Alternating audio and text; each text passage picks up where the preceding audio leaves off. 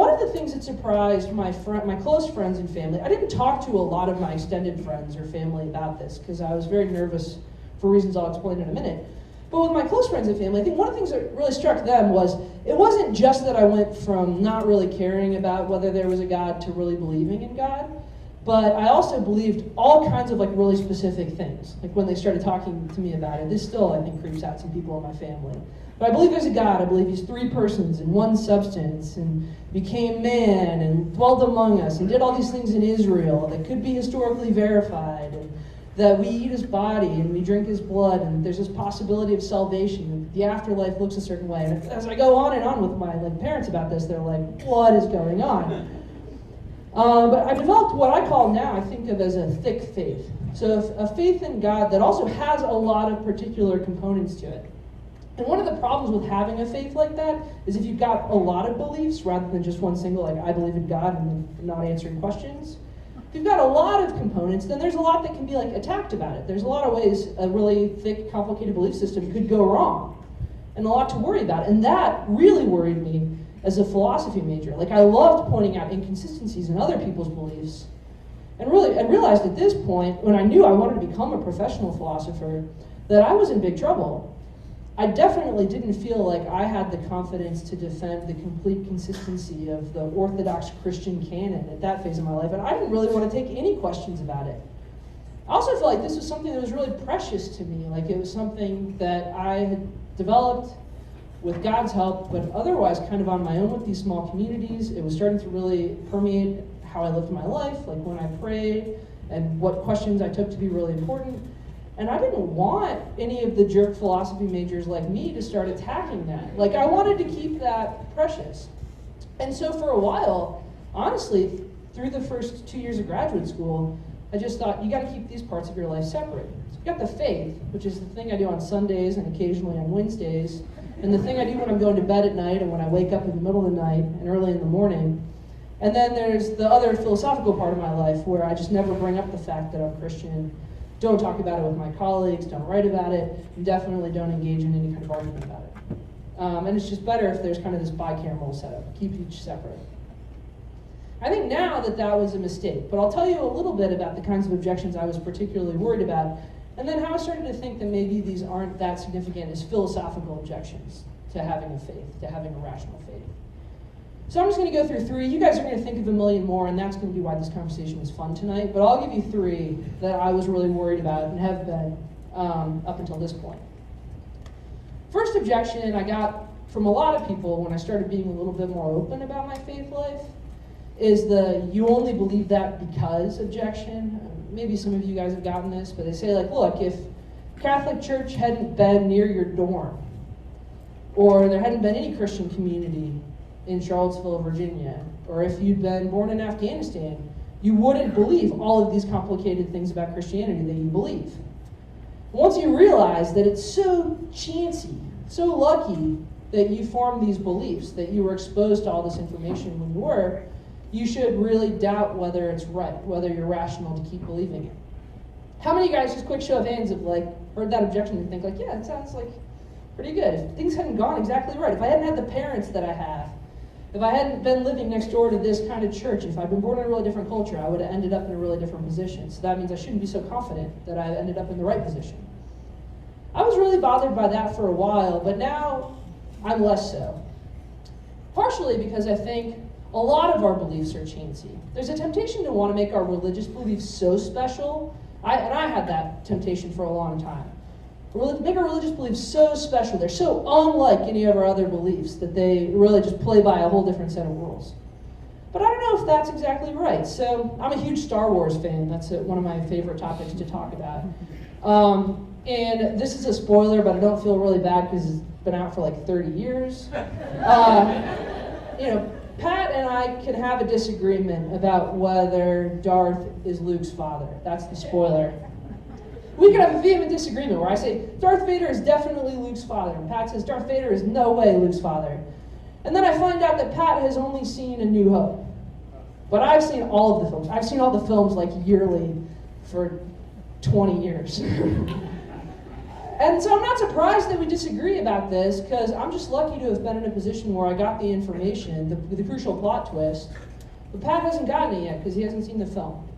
So just the mere fact that we disagree, or it seems lucky that I've had a chance to see the film and unlucky that Pat hasn't, that's no reason by itself to think that my belief that Vader is Luke's father is irrational. What you need is some claim that, like, my feeling that I've gotten revelations from God, or from the right kinds of church community, or the right sources, that in and of itself is suspicious. That's a suspicious way of gaining information about God. The same way you think, like, watching a film is not a suspicious way of getting information about its plot. But then you think, like, what's so fishy about the origins of our religious beliefs? So some of my beliefs, especially the big ones, like that God loves us and God exists, I feel like I get some evidence just individually from me and God in prayer. Other sources of belief, I trust things that I read. I trust people that seem authoritative and have done a lot of research. I trust the church. But I trust lots of people in my ordinary life, too. I believe in climate change. I don't know anything about climate science. I've never seen an Arctic ice core. I just trust that people who are in a position to know a lot about this are telling me the truth until I've been proven otherwise. Same thing seems to be going on in my religious life. And in fact, like, all the ways I search for evidence in my religious life, I think are going roughly the same way I search for evidence in every other part of my complicated Western 21st century belief structure. So I stopped being so worried about the, you only believe that because kind of objection. Now, another more direct objection is that religious faith is just, by definition, irrational. And this is an objection you hear sometimes from people in different Christian communities. These people will say, like, the whole point of having faith is you believe things without any evidence whatsoever. And being rational means you look for evidence.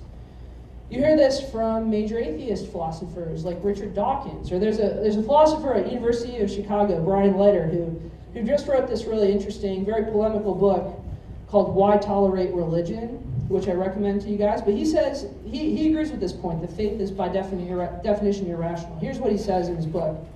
This came out a couple of years ago.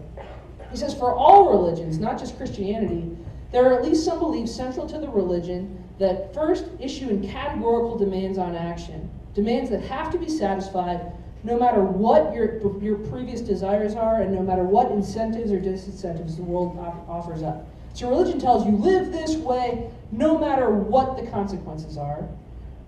And two, Leiter says, religions also require you to have beliefs that do not answer ultimately to evidence or reasons, as these are understood in other domains that are concerned with knowledge of the world. Religious beliefs, in virtue of being based on faith, have to be insulated from ordinary standards of evidence and rational justification, the kinds of evidence that we look for in common sense and in science.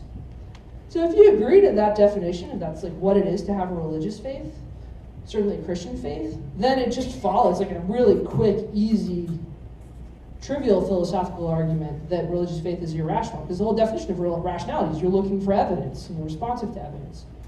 But I don't think that's a definition of faith that we have to accept, and that's definitely not my conception of what my faith is or what the Christian faith calls people to.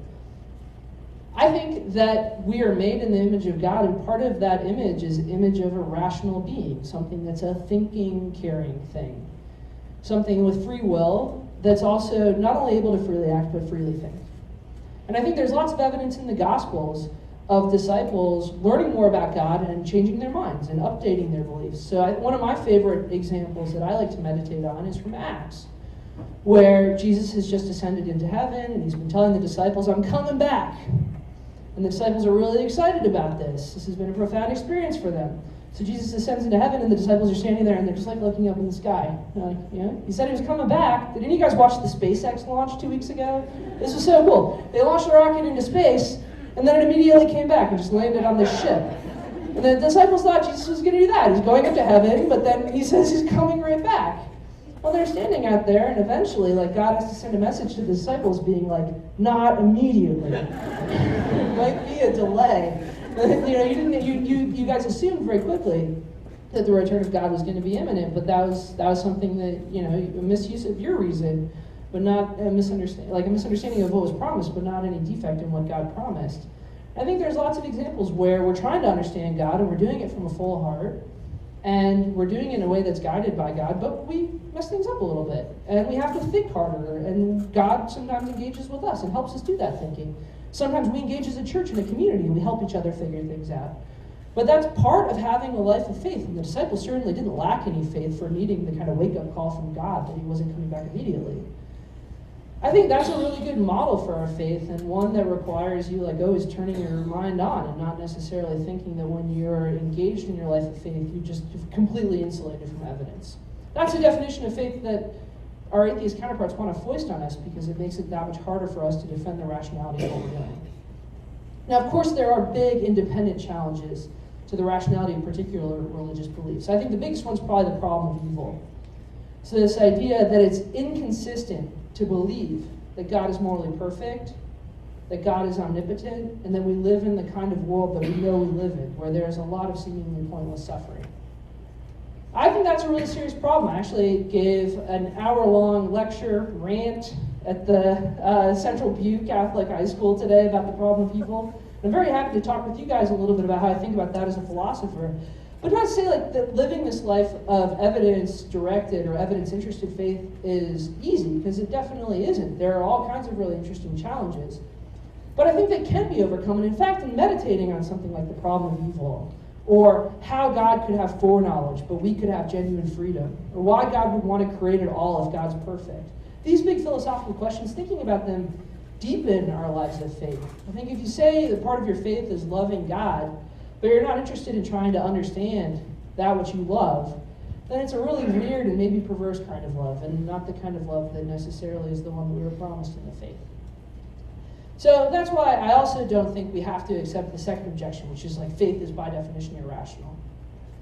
Now the third kind of objection, and this is another one my students press me on quite a bit, is that having this kind of confidence in a really thick, complicated religion like Christianity is somehow offensive, given that we live in a really pluralist, globalized society where we realize there are a lot of people with very different religious beliefs or no religious beliefs at all that disagree with us on all of these really particular claims that we want to make about God. So you might think there's something offensive about me standing up here trying to say that I'm really confident in the truth of Christianity when I know that my next door neighbor is Muslim and that he has lived his life with similar intellectual virtue to me and has read the Bible and he's read the Quran and he's thought through these issues and he's become very convinced of the truth of Islam. So isn't that a sign that both of us should just not be confident in our beliefs at all anymore? There's this kind of disagreement. And in some cases, when there is disagreement, you should lose confidence that you've gotten it right.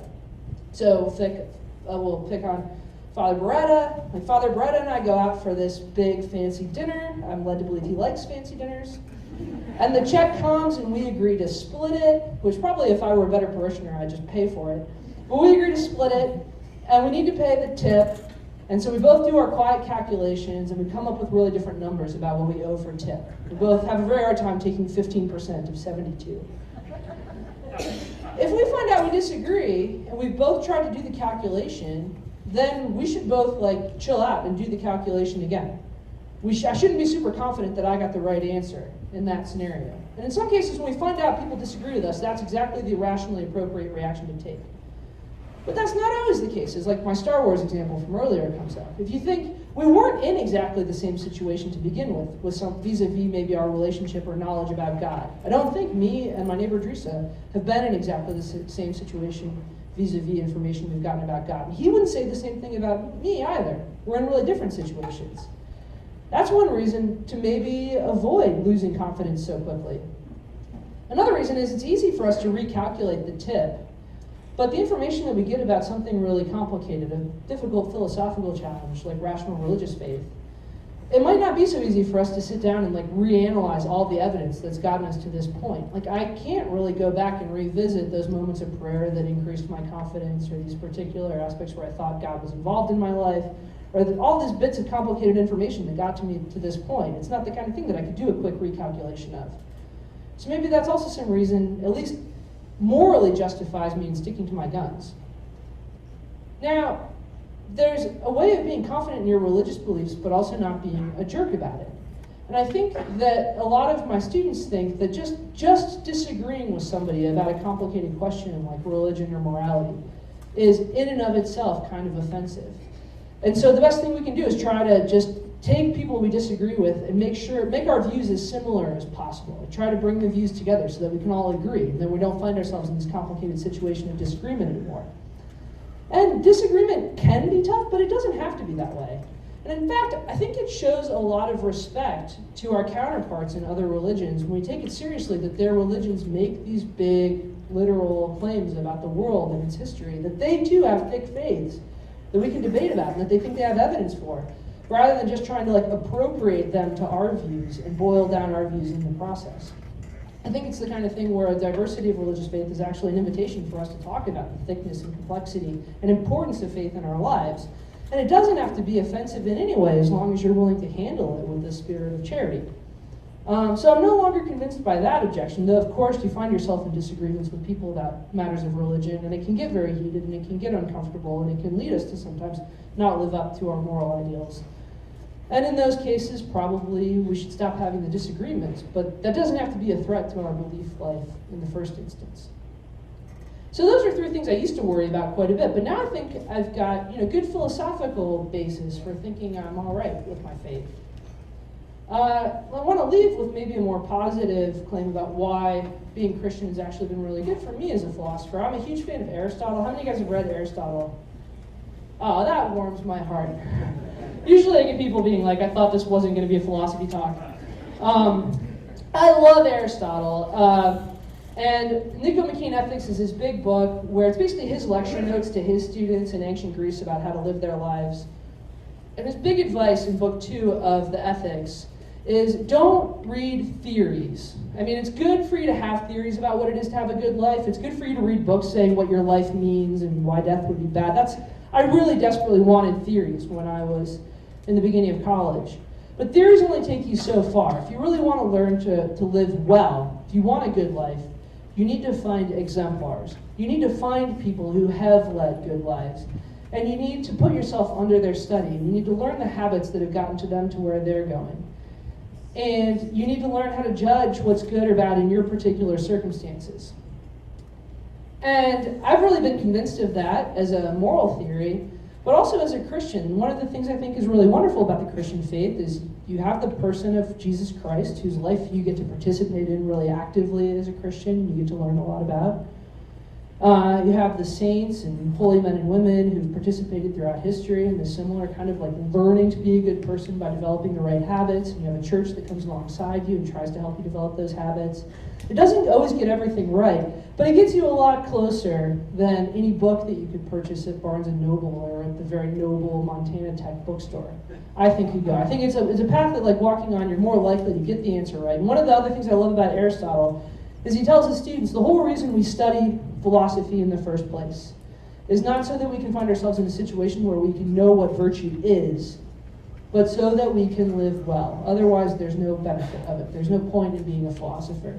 And that's another thing I've really become convinced of. I loved being clever and smart and winning arguments and knowing the definitions of very complicated logical terms when I was younger, but now I find myself in the scenario of I like doing philosophy because it's this habit that goes alongside my religious faith, but answers this question that I know I've been searching after, which is how to live well. And it's a question that's not unique. It's across the human experience. It's a question the ancient Greeks thought you had to take a whole course on. But it's one that, maybe I found a group that starts to have the answer. So that's where I'm at, but I'm hoping we can have a big debate. And if you guys can't think of really great arguments for the irrationality of Christianity, I know a bunch. So we'll have a good argument. But thank you so much.